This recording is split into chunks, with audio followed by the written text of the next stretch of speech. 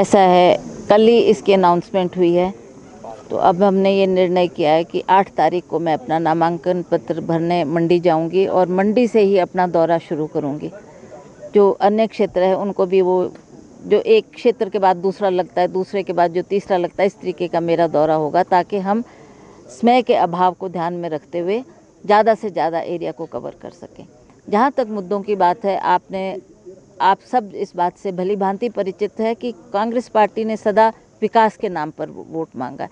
काम किया है, काम करेंगे, झूठे वायदे नहीं करेंगे, ये कांग्रेस का नारा रहा है। और हमने सदा जो काम कांग्रेस की सरकारों ने किया है उन्हीं को ध्यान में रखते हुए उन्हीं के आधार पर लोगों से वोट मांगे। हम ये बात पे विश्वास नहीं करते कि हम जाति के आधार पर, क्षेत्र के आधार पर लोगों को बांटें और तब वोट हासिल करें।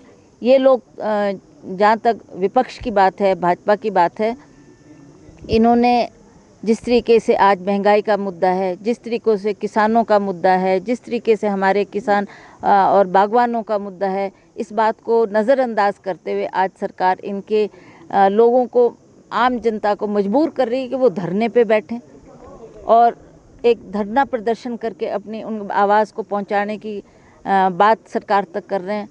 क्या सरकार का फ़र्ज़ नहीं बनता कि वो अपने दरवाजे खुले रखें, चाहे वो सेक्रेटेरिएट के हो, चाहे ओक ओवर के हो, और उन बातों को सुने, उसका रास्ता निकालने का प्रयास करें और उन जो कठिनाइयां हैं लोगों की, उसको दूर करने का प्रयास सरकार को करना चाहिए। वो नहीं कर रहे हैं, इसीलिए लोग ये निर्णय कर रहे हैं कि हमें कोई विकल्प देखना है। सर,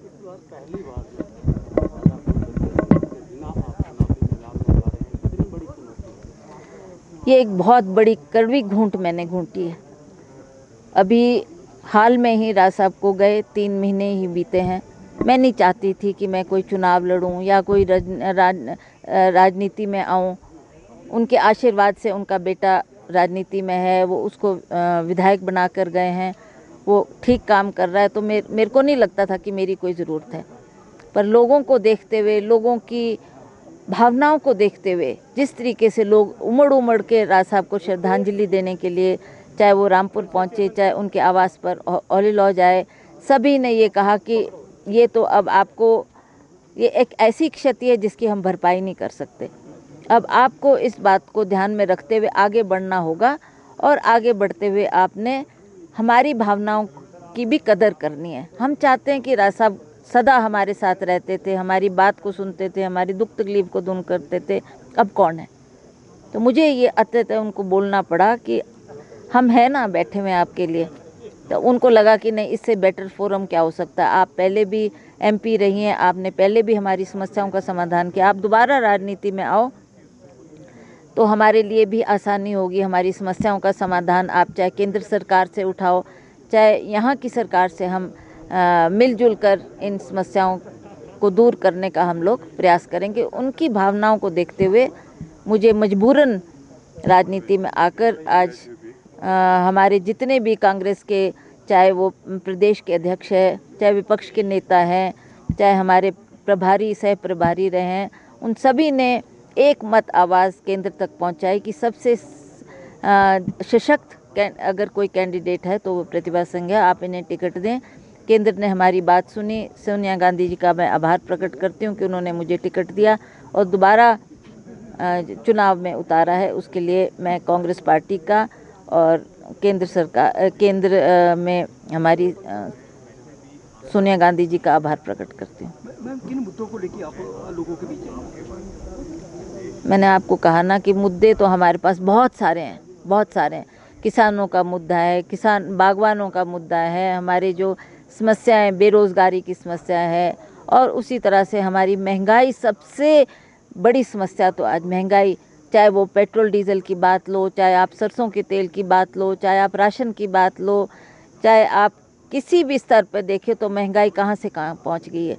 तो ये केंद्र की सरकार ने, जिसने जब इन्होंने चुनाव लड़े थे, चाहे वो चाहे वो हमारे आदरणीय नरेंद्र मोदी जी थे, उन्होंने भी कहा था कि हम बेरोज़गारी को दूर करेंगे। लाखों नहीं, करोड़ों की संख्या में उन्होंने आश्वासन हमारे नौजवानों को दिया था कि हम आपको रोज़गार प्रदान करेंगे। ना आज वो रोज़गार मिला और ना ही कोई महंगाई पर रोक लग पाई है। तो ये सबसे बड़े मुद्दे तो हमारे सामने ये एक मुद्दे हैं। आपने देखा कि किस तरीके से हमारे किसान सड़कों पर कितना साल होने को आ रहा है उनको बैठे हुए, उनकी समस्या सुनने वाला कोई नहीं है। अब भगवान तो नहीं उतरेगा ज़मीन पर, वो समस्याएं तो प्रधानमंत्री को सुननी चाहिए थी।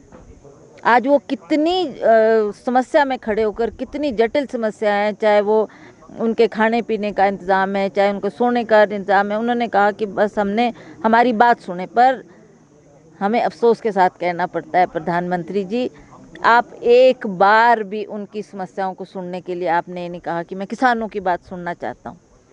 आप एक खिलाड़ी के साथ जो हमारे जैसे कोई गोल्ड मेडल जीत कर आया, कोई ब्रॉन्ज जीत कर आया, सिर्फ उनके साथ आप संवाद कर सकते हैं, उनके साथ आप अपनी बातचीत कर, क्या आप किसानों की बात सुनने के लिए तैयार नहीं है? ये एक बहुत शर्म की बात है कि इस तरीके का बिहेव उन्होंने हमारे किसानों और बागवानों के साथ किया।